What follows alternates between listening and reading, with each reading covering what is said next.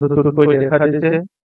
এই সকলো পৰিৱেশটো পৰিহাৰ কৰাৰ কাৰণে আৰু লগতে আমাৰ সকলোৰ মৰমৰ শিল্পী সকলৰ হিয়াৰ আমঠু জুবিন গাৰ্গ ডাঙৰীয়াৰ ন্যায় বিচাৰি অসমবাসীয়ে যেনেকৈ বিভিন্ন কাৰ্যসূচী লৈছে, ইয়াৰে এটা কাৰ্যসূচী হিচাপে আৰু যুৱ সমাজক এটা সঠিক পথত আগুৱাই নিয়াৰ কাৰণে আমাৰ বড়োলেণ্ড অঞ্চলৰ শিক্ষা দীক্ষা সামাজিক পৰিৱেশ পৰিস্থিতিবিলাক সদায় যাতে ভালে থাকে, এই কথাবিলাক লৈ বিভিন্ন অঞ্চলত ৰাইজৰ কথা শুনিবলৈ, ৰাইজৰ আলোচনা কৰিবলৈ ৰাজু নাৰ্জাৰী ডাঙৰীয়াৰ নেতৃত্বত আমাৰ দলৰ এটা টিম আজিৰ পৰা এই যাত্ৰা আৰম্ভ কৰিব।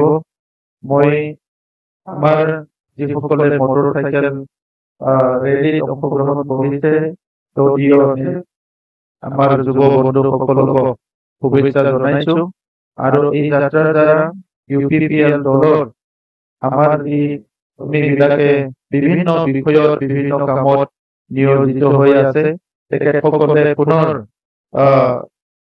বিভিন্ন কাম কাজত মনোযোগ দিবলৈ শক্তি পোৱাৰ লগতে জনগণে আজি নতুন চৰকাৰ অহাৰ লগে লগে কিছুমান হতাশাত ভুগিছে যে বজাৰে সমাৰে মদ ভাং যোৱা বিভিন্ন পৰিৱেশ পৰিস্থিতি ইতিমধ্যে চেণ্ডিকেটৰ পৰা বিলাক আৰম্ভ হৈছে।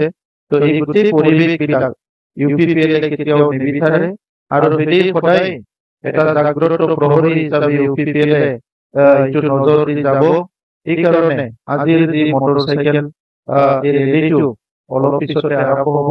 মই ভগৱানৰ ওচৰত প্ৰাৰ্থনা কৰিছো আৰম্ভণিৰ পৰা শেষলৈকে যাতে ৰেলীটো সুকলমে হয় আৰু অংশগ্ৰহণকাৰী সকলকো এটা পবিত্ৰ এটা মনোভাৱ লৈ এটা সমাজ পৰিৱৰ্তন, সমাজ উন্নয়ন, সমাজৰ মাজত মৰম স্নেহ শান্তি বিশ্বাস সদায় থাকে, 26টা জনগোষ্ঠীক লৈ বড়োলেণ্ডৰ এটা নতুন শান্তিৰ সমাজ গঢ়াৰ যিটো সপোন লৈ কাম কৰিছিলো, এইটো যাতে সদায় আমাৰ এটা এজেণ্ডা হিচাপে মাত্ৰ নহয়, এইটো আমাৰ মিছন হিচাপে কাম কৰি যাব পাৰো।